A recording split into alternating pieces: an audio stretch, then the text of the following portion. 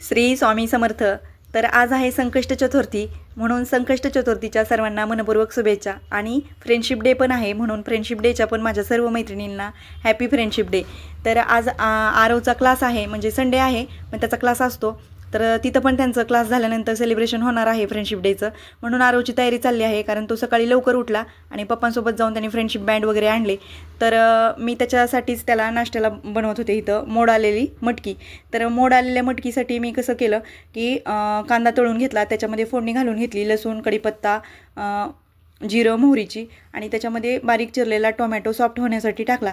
म्हणजे टोमॅटो चांगला सॉफ्ट झाला की आपल्याला काय करायचं आहे त्याच्यामध्ये, तोपर्यंत मी इकडं कुकरला मटकी वाफवायला ठेवली होती. 1-2 शिट्ट्या काढून घेतल्या कुकरच्या आणि नंतर शिजवलेली मटकी मी त्याच्यामध्ये मिक्स केली. मटकी मिक्स केल्यानंतर आपल्याला काय करायचं आहे त्याच्यामध्ये, म्हणजे चांगली फ्राय करून घ्यायची आहे ती.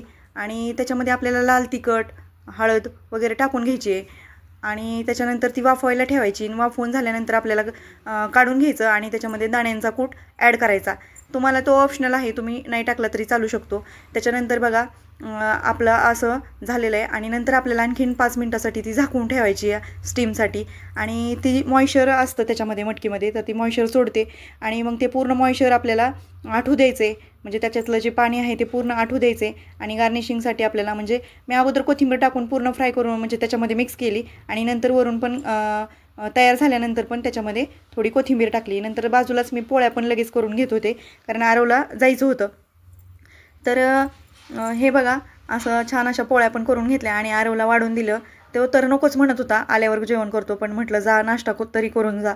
नंतर आरवला सोडायला आज त्याचे पप्पा गेले होते आणि जाताना तो आम्हा दोघांना पण हॅपी फ्रेंडशिप डे म्हणून गेला. खूप छान वाटलं आम्हाला पण, कारण तो आम्हाला त्याचे मित्रांसमान मानतो मित्र. आणि त्याच्यानंतर मी थोडंसं वरती गेले, कारण आज थोडं सकाळी ऊन पडलं होतं, तर म्हटलं वरती जाऊन यावं, झाडं कशी आलेत बघा. आणि ही झाडं आहेत ना, माझ्या माहेरहून मी आणलेली झाडं आहेत. तर ही फक्त झाडं नाहीत, तर माझ्या माहेरची आठवण आहे. आणि त्याच्यानंतर मग खाली आले मी, तर वेळ होता आरवलायला आणि दुपारचं जेवण पण बनवायचं बाकी होतं. तर म्हटलं वेळ आहे तर माझे बरेच ब्लाऊज कट करायचे राहिलेत आणि स्टिच पण करायचे राहिलेत. बऱ्याच दिवसापासून मी स्टिच केले नाहीत, तर म्हटलं जेवढे होतील तेवढे आज कट करावेत. 1-2 दिवस कटिंगमध्ये जातील आणि नंतर स्टिच करून घेईल मी, कारण स्वतःचं करायला वेळ काढतच नाही मी जास्त वेळ. त्याच्यानंतर मग असं ताक बनवलं होतं, तर मग ते लोणी तूप बनवण्यासाठी मी गॅसवर ठेवून दिलं. तोपर्यंत बाहेर भाजीवाले दादा आले होते, त्यांच्याकडून मी असे छान असे फ्रूट्स आणले फ्रेश आणि कोथिंबीर घेतली आणि पालेभाज्या घेतल्या थोड्याशा. म्हणजे म्हटलं आता एवढी छान कोथिंबीर आहे तर काहीतरी त्याचं बनवावं. नंतर तूप पण झालं. तर कसा वाटला व्हिडिओ नक्की सांगा. चॅनलला सबस्क्राईब